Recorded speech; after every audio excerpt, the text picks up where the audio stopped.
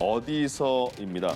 자, 강제 퇴거 명령을 받은 외국인들이 있죠. 그런데 그 외국인들 본국으로 돌아가기 전에 국내에서 임시로 지내는 외국인 보호소라는 곳이 있습니다. 그런데 30대 난민, 모로코 출신 난민이 난민 신청을 했는데 가혹행위를 당했다면서 인권위에 진정서를 제출했습니다. 화면과 관련된 내용인데요. 계속해서 두 분과 알아보겠습니다. 화면은 좀 전에 보신 것처럼 한 남성이 바닥에서 굉장히 좁은 바닥입니다. 교도소 같은 느낌도 받을 수가 있고요. 팔이 뒤로 묶여 있고 화장실 앞에서 지금 다리도 뒤에 묶여 있는데 그 묶여 있는 뒷짐진 팔과 다리가 또 연결이 돼 있어요. 그래서 움직이지 못하는 상황이죠. 저기가 외국인 보호소라고 합니다. 어떻게 저런 상황까지 됐을까요? 예, 우선 이 남성이 30대 모로코 이제 국적의 사람이고 네. 이제 2017년 10월에 우리나라에 입국을 했습니다. 그리고 12월에 난민 신청을 하고 이 난민 신청으로서 체류 자격을 지금 연장을 하고 있었어요. 예. 그러다가 이 난민 신청자가 계속 이제 결정이 날 때까지 연장을 해야 되는데 연장하는 시기를 놓쳐서 2021년 3월 4일에 강제 퇴거 명령이 나온 거예요. 예. 강제 퇴거 명령은 이제 우리나라에서 퇴거해라 이런 명령인데 이분들이 바로 퇴거를 하면 뭐 이런 보호소에 가지 않겠지만 바로 퇴거를 못하는 경우에는 보호소에서 일단은 이분들이 혹시나 이제 좀 자취를 감춰버리면 퇴거를 예. 못하게 되지 않습니까? 그래서 보호소에서 보호를 하게 돼요. 그래서 보호를 하게 되는데 예. 그 과정에서 이 남성 같은 경우에 지금 이 CCTV가 아마 2021년 6월 8일 그리고 10일 날 CCTV인 것으로 알려져 있는데 네.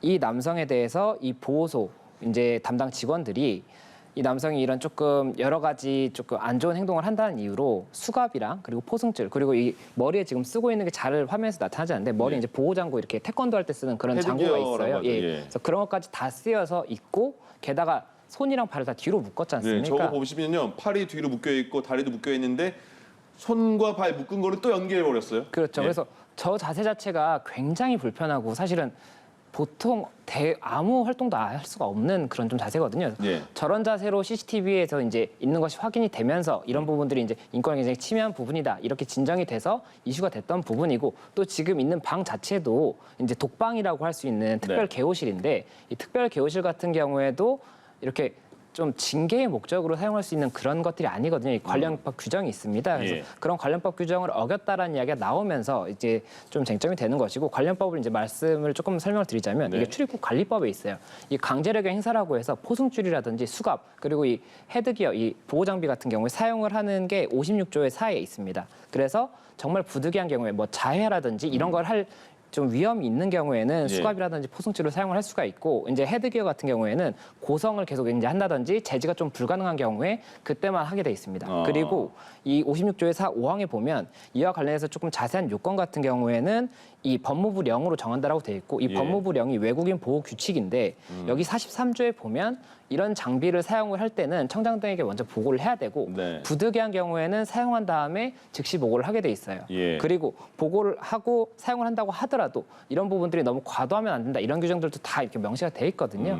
그리고 관련해서 이미 이집트인이 2019년에도 이런 유사한 새우꺾기 자세라고 소위 말할 수 있는 이런 자세로 있는 것이 인권 굉장히 조금 침해적이다라고 해서 이제 인권위에서도 이런 권고 결정이 있었습니다. 예. 그런데 지금 2021년인데도 또 똑같은 일이 있었고 이런 특별교실에 대해서도 거의 징계의 목적으로 사용하는 것처럼 이렇게 보이는 부분이 있기 때문에 결국 이 부분 관련해서 이제 형법상의 문제가 될 수가 있거든요. 뭐 예. 독직폭행이라든지 뭐 이런 부분들이 독직폭행이라고 할 수 있는지 그 폭행이겠죠. 폭행인데 이런 인신 구속과 관련해서 업무를 하는 공무원이 이런 폭행이라든지 불법 감금이라든지 직권 남용을 하는 경우에는 이 예. 처벌 규정이 다 있기 때문에 이런 부분들 관련해서 결국에는 쟁점이 될 수 있을 것이냐 지금 이게 좀 관심을 받고 있는 그런 사건입니다. 그러니까 내규의 외국인 보호소에서는 수갑과 상황이 되면 수갑과 포승줄, 뭐 헤드기어까지는 해도 된다 이렇게 출입국 관리법에 나와 있는데 과연 저게 적법하게 진행이 된 거냐 그게 문제인 것 같아요. 근데 외국인 보호소 측과 저 모로코 난민 측의 주장은 완전히 다르거든요. 어떻습니까, 평론가님? 뭐 아예 다르지는 않습니다. 네. 좀 뭐 어느 정도 일치하는 부분이 있는데 일단은 이 남성 같은 경우에 모로코 출신 남성 같은 경우에 뭐 네. 경미한 우울증이 좀 있었다고 하고 그렇군요. 그리고 이제 뭐 조금 설명이 엇갈릴 수는 있는데 이 보호소 측에서는 기물을 때려 부수고 자주 난동을 부렸다. 예. 기물 파손도 한 20번 정도 된다라고 그렇게 설명을 했고 이제 네. 이 외국인 입장에서는 좀 진료, 치료 이런 것들도 호소를 한 적이 있고 또 처우가 너무 나쁘다 이런 것들을 호소했는데 그러면서 직원들하고 마찰이 커졌다. 뭐 이렇게 얘기를 하고 있습니다. 예. 정확하게 어느 정도로 마찰이 있었는지 이 부분은 따져볼 일이기는 하겠습니다만 그러니까 중요한 주제는 사실은 그러면 그렇게 뭐 거꾸로 얘기해서 이 보호소 쪽에서 얘기하는 것이 다 사실일지라 할지라도 그런 조치를 해도 되는가 이 부분이 되겠죠. 그러면 이제 뭐 우리가 상식적으로도 생각할 수 있고 어느 정도의 규정도 있지만 뭐 자살 위험이 있다든지 자해를 실제로 많이 하고 있다든지 많은 기물을 파손하고 있을 때 예. 어느 정도 그 사람의 신체의 자유를 구속할 수는 있다고 보여져요. 그리고 저 시설 자체에 있는 것 또한 이미 신체 자유는 구속될 수 있다라고 하는 예. 그런 필요에 따라서 이제 이루어진 일일 텐데 문제는 그것이 적정 수준에서 일어나는 것이냐라고 네. 하는 것이거든요. 결국에 유엔이라든지 이런 데서도 규정하고 있는 그리고 우리가 뭐 상식적으로 생각해보다 알 수 있는 것은 최소한도 어느 정도에서 요 정도면은 되겠다라고 하는 그런 부분이 가장 적절하다고 보여지는데 지금 해놓은 상황을 보면은 헬멧을 이제 절대 벗겨지지 않도록 고정시켜놨고 뒷수갑을 채웠어요. 네네. 앞수갑도 아니고 발수갑도 아닙니다. 그리고 뒷수갑에서 끝나는 게 아니라 발과 손을 연결해가지고 또 포박을 했거든요. 이런 것은 사람에게 이제 인신 구속뿐만 아니라 굉장한 굴욕감을 심어주는 것이고 예. 이게 이제 유엔 고문 방지 협약에도 나오는데 거기서 금지하고 있는 행위가 있거든요. 그 금지하고 있는 행위가 비인도적인 그리고 또는 굴욕적인 대우입니다. 여기에는 명백하게 해당하지 않는가 네. 그렇게 보여집니다. 예.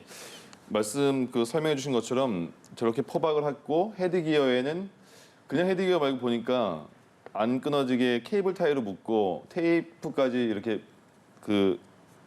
칠했더라고요. 외국인 이 모로코 외국인은요 인권 보호소에 제소를 했고요. 그 다음에 또 외국인 모로코인이 인권 보호소를 인권위에 진정을 낸 거고요. 그리고 외국인 보호소도 그 모로코인을 공무집행 방해 등의 혐의로 경찰에 고발했어요. 양쪽이 그렇게 지금 대처를 하고 있는 거거든요. 어떻게 보이세요? 어떤 결론이 날까요? 이게 처벌이 가능한 겁니까? 이 남성의 지금 행위에 대해서 제가 지금 영상으로는 저희가 이제 묶여있는 영상만 나왔었는데 이 남성이 뭐 자해라든지 이런 위해를 가하려고 했던 이런 사진들도 몇 가지 이렇게 기사에 나온 사진들을 봤는데 네.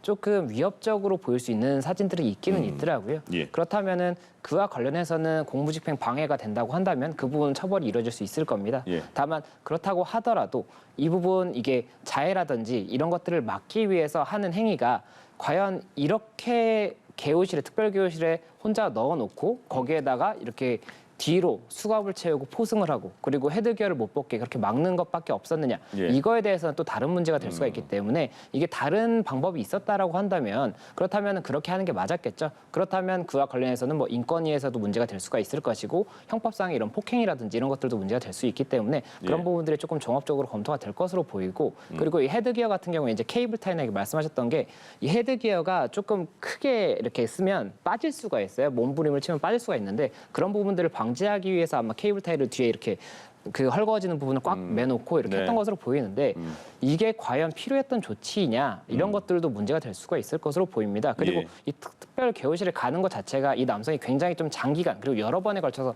간 것으로 나오고 있는데 특별 교우실 가는 것 자체가 이제 이런 수용소에서는 독방에 가는 게 굉장히 큰 징벌이지 않습니까? 네. 근데 이 징벌로 보일 수 있는 이런 것들을 하는 절차가 말씀드렸던 것처럼 특별교실에 가는 게 징계를 위해서 가는 게 아니에요. 그쵸. 예, 그렇기 때문에 그런 부분들도 과연 합당했는지 그리고 그렇기 때문에 이 남성이 이런 자해라든지 이런 걸 했다라고 한다면 그게 과연 공무집행 방해가 될 수 있는지 이게 부적법한 공무집행에 대해서 예. 항의를 하는 행위는 그건 방해가 되지 않는다는 게 판례거든요. 그래서 그런 부분들까지도 조금 종합적으로 검토가 돼야 되는 것으로 보이고 그리고 이 외국인 보호소들이나 이런 게 문제가 되는 이유가 예. 이분들이 약간 인권의 사각지대라고 볼 수가 있는 게 이렇게 계시다가 떠나는 경우가 많아요. 떠나는 예. 경우가 많고 그렇다 보니까 부당한 처우를 받아도 이에 대해서 어떻게 할 수 있는 방법이 없고 또 외국인이기 때문에 어떻게 법의 조력을 받아야 되는지도 모르는 경우도 많아요. 예. 그래서 그런 부분들이 이번 계기로 해서 좀 이 외국인 보호소 결국엔 이게 상호주의이기 때문에 우리나라 사람이 만약에 외국에 가서 이런 뭐 처우를 받게 될 수도 있는 거거든요. 네. 그러니까 그런 부분들을 감안해서라도 외국인들에 대해서 조금 더 좋은 처우를 해야 예. 우리나라의 이런 국격도 올라갈 것이고 그리고 외국에서 또 우리나라 국민이 조금 부당한 대우를 받았을 때 더 얘기할 수 있는 그런 근거가 될지 않을까 싶어서 그런 부분들이 이번 기회에 조금 많이 좀 개정이 됐으면 좋겠습니다. 평론가님도 이런 외국인들의 인권 사각지대에 있는 이 부분을 어떤 보완책이 있을지 덧붙여 주신다면요.